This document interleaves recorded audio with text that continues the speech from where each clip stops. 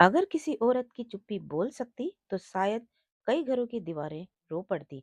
वो चुप है इसका मतलब ये नहीं कि उसे दर्द नहीं होता। इसका मतलब ये है कि उसके दर्द कभी सुने ही नहीं गए।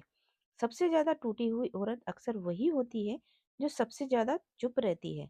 और आज उसी चुप को आवाज मिलने वाली है। तो हेलो मेरी प्यारी बहनों, आप सबका बहुत बहुत स्वागत है आपके अपने चैनल घर की क्वीन में। तो आज हम बात करेंगे चुप रहने वाली औरत की आवाज। इस समाज में औरतों को बोलना नहीं सिखाया जाता, उसे सिखाया जाता है समझौता करना। बचपन से कहा जाता है ज्यादा मत बोलो, बड़ों के सामने चुप रहो, लड़कियों को अच्छा नहीं लगता ज्यादा कहना। और धीरे धीरे ये बातें उसकी आदत बन जाती है। वो बोल सकती है पर नहीं बोलती। इसलिए नहीं कि उसके पास शब्द नहीं है, बल्कि इसलिए कि जब भी उसने बोलने की कोशिश की उसे समझाया नहीं गया, चुप करा दिया गया। उसकी चुप्पी कमजोरी नहीं बल्कि उन जख्मों का सबूत है जो हर बार मुस्कान के पीछे छुपा दिया गया। और आज की कहानी उसी औरत की है जो सब कुछ सुनती रही पर खुद कभी सुनी नहीं गई। सुबह के 5 बजे थे, घर सो रहा है, पर वो जाग चुकी है, बिना आवाज किए उठती है क्योंकि उसे आदत है खुद को नहीं, सबको परेशान ना करने की। रसोई में चूल्हा जलता है, चाय उबलती है, पर उसके सवाल नहीं।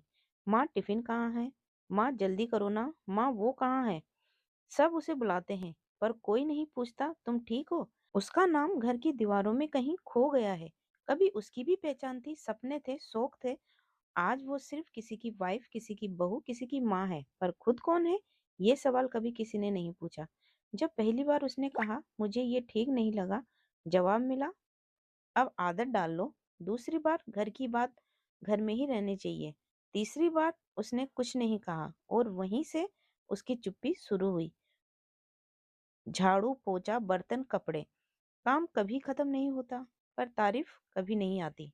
अगर थक गए तो कहा जाता घर पर ही तो रहती हो। उसकी चुप्पी अब जवाब बन चुकी थी। उसे भी दर्द होता है, उसे भी बुरा लगता है, पर वो बोलती नहीं क्योंकि डर है अगर बोली तो फिर चुप करा दी जाएगी। इसलिए उसने दर्द को आंखों के अंदर छुपा लिया। रात के 12 बजे सब सो रहे हैं, वो जाग रही है अकेले। तकिए के नीचे आंसू भी छुपे हैं क्योंकि अब तो रोने की भी इजाजत नहीं लगती। उसे याद आता है कभी उसने भी कुछ बनना चाहा था, पर हर बार किसी और की खुशी उसके सपनों से ऊपर रखी गई। और आज वो खुद से पूछती है, क्या मैं सिर्फ सहने के लिए बनी हूँ?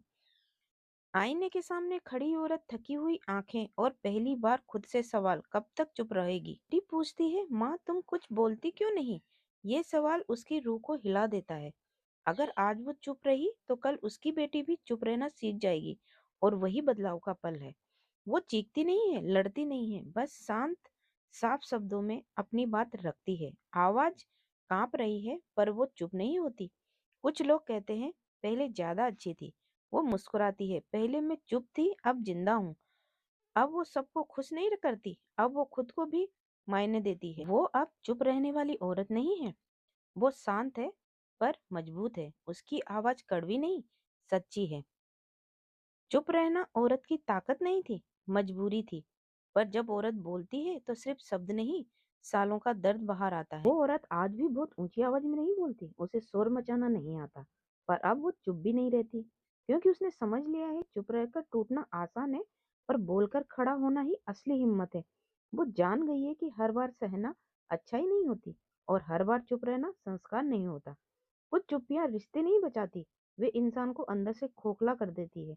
आज जब वो बोलती है तो उसका मकसद किसी को नीचे दिखाने का नहीं होता, उसका मकसद खुद को ऊपर उठाना होता है। उसकी आवाज कड़वी नहीं, वह बस सच्ची है। और सच अक्सर चुप्पी से ज्यादा तकलीफ देता है। अब वो हर किसी को खुश रखने की कोशिश नहीं करती क्योंकि उसने समझ लिया है सबको खुश करते करते वो खुद से दूर हो चुकी थी। अब वो खुद को भी उतनी ही अहमियत देती है जितनी सालों से दूसरों को देती आई थी। अब वो अपनी बेटी को चुप रहना नहीं सिखाती, वह उसे सिखाती है सम्मान के साथ बोलना। वो अपने बेटे को औरत की चुप्पी नहीं, औरत की इज्जत सिखाती है, क्योंकि बदलाव घर से ही शुरू होता है। आज अगर कोई उसे कहता है पहले तुम ज्यादा अच्छी थी अब बहुत बोलने लगी हो, तो वो मुस्कुरा कर कहती है नहीं, पहले मैं चुप थी अब जिंदा हूँ। वो जानती है सब उसे समझेंगे नहीं, कुछ नाराज होंगे, कुछ सवाल उठाएंगे, पर अब उसे फर्क नहीं पड़ता क्योंकि जिस औरत ने सालों तक खामोशी ओढ़ रखी हो उसे लोगों की बातें डराना बंद कर देती है। ये कहानी सिर्फ एक औरत की नहीं है, ये कहानी हर उस औरत की है जो आज भी अपने घर में अनसुनी है, जो बोल सकती है पर बोलने से डरती है, जो मजबूत है पर चुप है।